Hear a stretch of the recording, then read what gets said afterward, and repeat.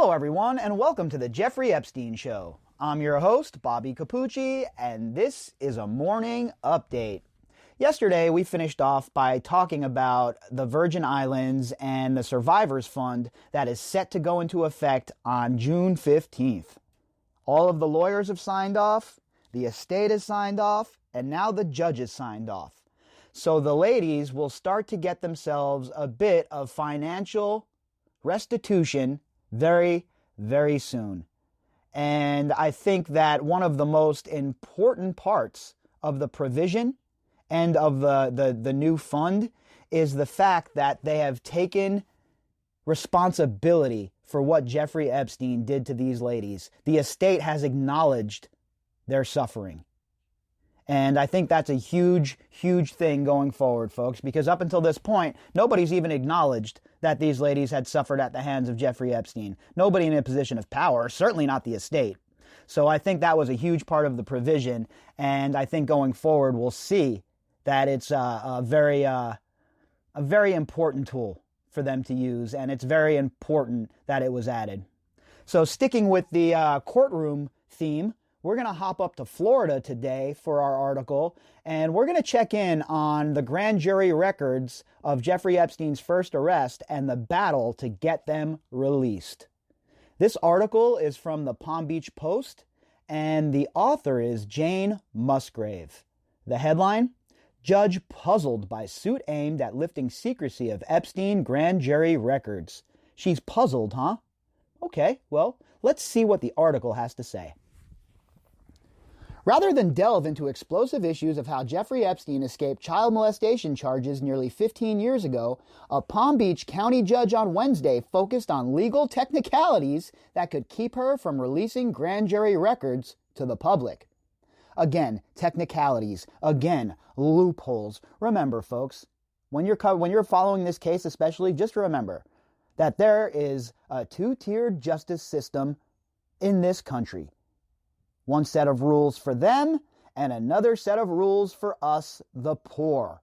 And time again, we see them take advantage of these loopholes. We see them take advantage of being able to hire high-profile attorneys to navigate these loopholes. And then, on the flip side, these judges give them all the wiggle room in the world to do just that. Oh, well, I know that this is wrong, but due to a technicality, we're not going to release these records. I mean, enough already with these knucklehead judges. Claiming the Palm Beach Post is suing the wrong people, Chief Circuit Judge Krista Marks indicated she may throw out part of the lawsuit the newspaper filed to find out why a 2006 grand jury ignored police claims that Epstein sexually assaulted dozens of girls at his Palm Beach mansion. Of course she's looking to throw it out. I guess we'll have to see who Krista Marks' friends are. How many of these people are golfing buddies with her husband or her son? Or, the ties that bind, folks. And when we start getting into cases like this in places like Palm Beach, well, the cynic in me comes out. And the cynic in me says, why would this judge, Krista Marks, be so obstinate about releasing these records due to a technicality? All of a sudden, these judges don't want to be activists from the bench? While the paper is suing State Attorney Dave Ehrenberg and Clerk and Comptroller Sharon Bach, Marks insisted that neither official has control of the records. Okay, so why would they bring a suit against people who do not have control against the records?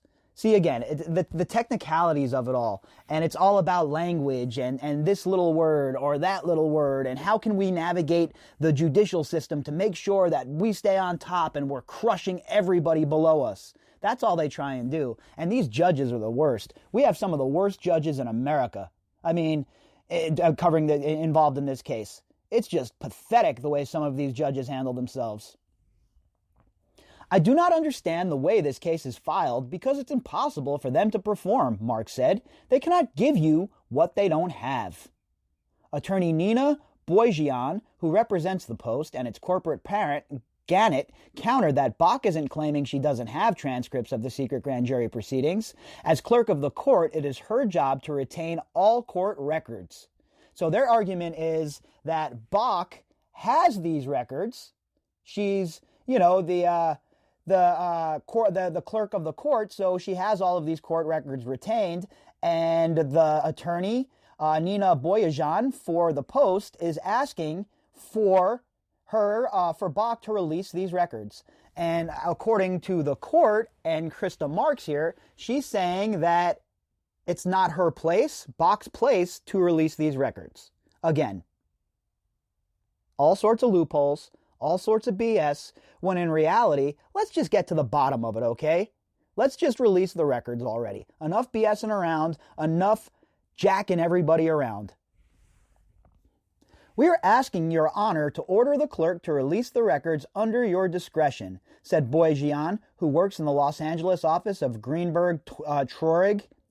Further, she said, while Ehrenberg says he doesn't have the transcripts as the county's top legal office, he has broad authority. The state attorney might have the power to control or direct the entity or person who does have control of the records, Boyajian said. And again, this is all like legal maneuvering, and I'm not really sure how, what the legal framework for any of this stuff is. I'm not a lawyer, right?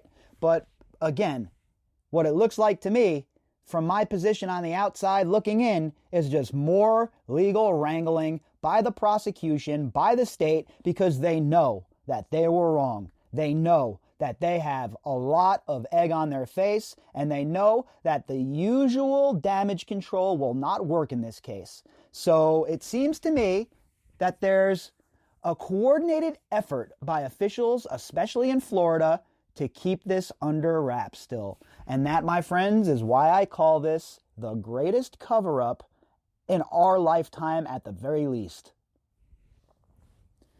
It was one of Ehrenberg's predecessors, Barry Krischer, who convened the grand jury that indicted Epstein on a single charge of solicitation of prostitution.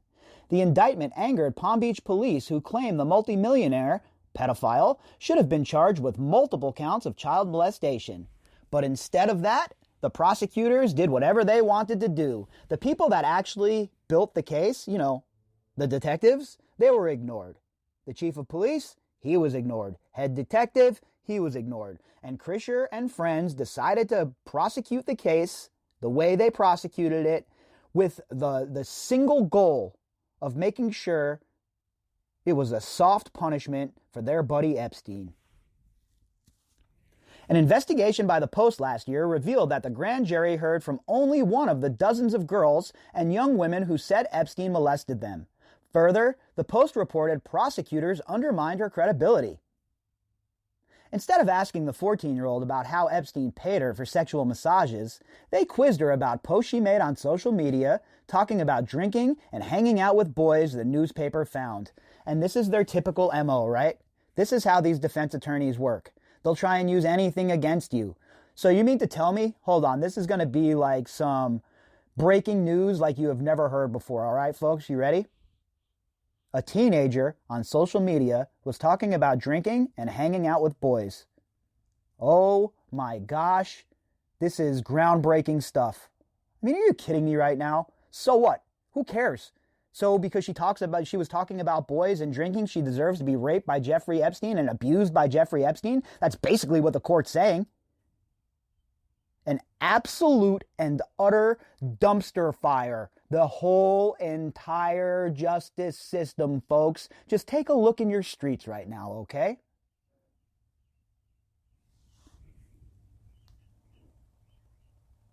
The newspaper's request is an unusual one. Rarely in the nation's history have courts allowed the secrecy of grand juries to be pierced. However, state laws allow grand jury records to be released to further justice.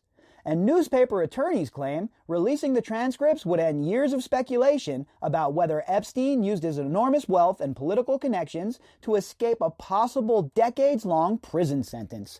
You would think that that's pretty important, and you would think that that would further justice. But oh no, not according to Krista Marks. And I wonder, she might be related to Karl Marx at some point with these kinds of decisions, huh? Public disclosure of the Epstein grand jury proceedings will shed light on the extent to which those in our government entrusted with the solemn responsibility of enforcing our criminal laws equally as to all citizens fulfilled their duties in this instance, they wrote. Boy, wouldn't that be nice, huh? Imagine a world, folks, where all of the criminal system and all of the judges and all of the lawyers applied the law equally to all citizens. Imagine if that was to occur. Imagine what kind of great what kind of great world we could live in. But instead, the people have ceded their power to these robber barons, and they have put us on these globalized plantations. And we are all slaves, but slaves of the mind, and we're all debt slaves. And that is exactly how they want us. Further, they point out Epstein is dead. He was found hanged in a Manhattan jail cell in July after federal prosecutors in New York finally charged him with child sex trafficking. During the 30-minute hearing, Marks made it clear she didn't want to hear anything about Epstein or about the newspaper's claims that the release of the transcripts is justified. Why are they even there then? The more I hear about this judge, the less I like her. She seems like one of those iron-handed judges who sit on the bench and think that their courtroom is their own little fiefdom. I'm so tired of judges like that. These judges have so much power, and there's no way to hold them responsible. So I really think that there needs to be sweeping reform, and there needs to be an oversight committee that takes a look at not only judges, but also the actions of the police. Every single time that there is a police shooting, that shooting should be reviewed by an independent review board. Not the police, not an internal investigation, none of that jazz. But instead, we have more of the same. More internal investigations, more BS from the courts, and the song just continues to play. She cut off Fernandina Beach attorney Douglas Weiler, who was representing Ehrenberg, when he began to explain why the newspaper's request wouldn't further justice. "We're not even there yet," she said. "We're here only for the limited purpose of whether the clerk and the state attorney should be dismissed." However, while she said she was puzzled by the paper's tactics, she agreed it has the right to seek the release of grand jury materials. "I don't think anybody is saying that the press doesn't have standing," she said, referring to the paper's legal right to request the records. "No, you might not be saying that, but you're certainly thinking it, and your actions are certainly speaking louder than your words in this case." It's time for transparency, Judge Marks. It's time for you to get out of the way of justice. Emphasizing that only a judge has the power to release grand jury documents, she promised to rule quickly. Even if she dismisses Ehrenberg and Bach, the case would be far from over. Such a ruling would only impact part of the law. The newspaper could continue to argue that records should be released. The grand jury's decision marked a turning point in the prosecution of Epstein. Upset that the grand jury indicted Epstein only on a single charge of solicitation of prostitution, Palm Beach Police Chief Mike Ryder went to the FBI. And I believe he did the right thing, and I think that Mike Ryder is an unsung hero in this case, and I think that him going to the FBI is going to pay off spades later on. Him dragging the FBI in when he did is definitely a good thing for this case, and it shows that Chief Ryder was not one of these people that was being finessed by Epstein. He was somebody that was interested in one thing and one thing only: justice. Working with Krischer, South Florida U.S. Attorney Alex Acosta cut a deal with Epstein and his high-powered legal team. Epstein agreed to plead guilty to 2 state prostitution charges. In return, Acosta agreed to shelve a 53-page indictment that could have sent Epstein to prison for decades. Now remember, folks, it is not as simple as that. It was not just Alex Acosta. There were many moving parts in this deal. And it's fine and well to scapegoat Acosta because, he was the man that was in the center there. But for when you understand how the Department of Justice works, you know that something like this went up on high, and the decision came from up high. Okay? So While Acosta is a reprehensible, disgusting human being, he is not the only one that should be blamed for this. Epstein served 13 months of an 18-month jail sentence in a largely vacant wing of the county stockade, a cell he was allowed to leave 12 hours a day, 6 days a week. Allegations have surfaced in a lawsuit that he forced himself on a woman while he was on work release and supposedly being guarded by sheriff's deputies. Well, if that's the case, I'd like to know who those sheriff's deputies were that were watching him, and perhaps they need to answer some questions as well. Your job is to make sure Jeffrey Epstein, while he was out on that work release, was going to work, doing business, and coming home. Not raping other girls, not molesting other women. So whoever those sheriff's deputies were, they should have to answer some questions, in my opinion, because that's outrageous. You're being followed by sheriff's deputies, and you figure out a way to rape and molest girls while you're being followed by these guys? Completely unacceptable.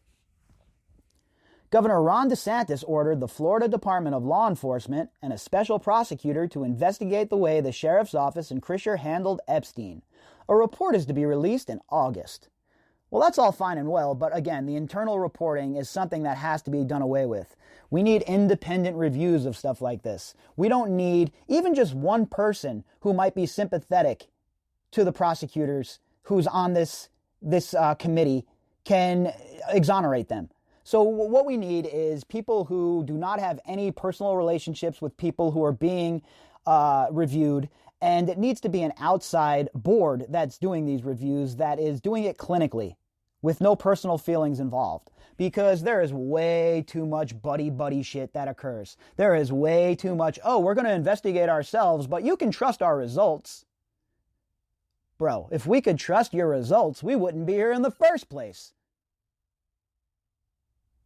So don't even think to try that BS, okay? This is an interesting situation that's going on down in Palm Beach, and I believe that the information that is in this grand jury testimony will be so damning for the prosecution if it ever comes to light. So I believe that they're going to battle tooth and nail to keep this stuff hidden, and I would not be shocked if we never ever see these grand jury documents.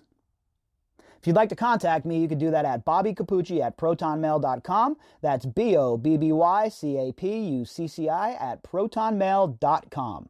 You can also find me on Twitter at BOBBY_CAPUCCI. All right, everybody. I'll be back later on tonight with the Daily Drop.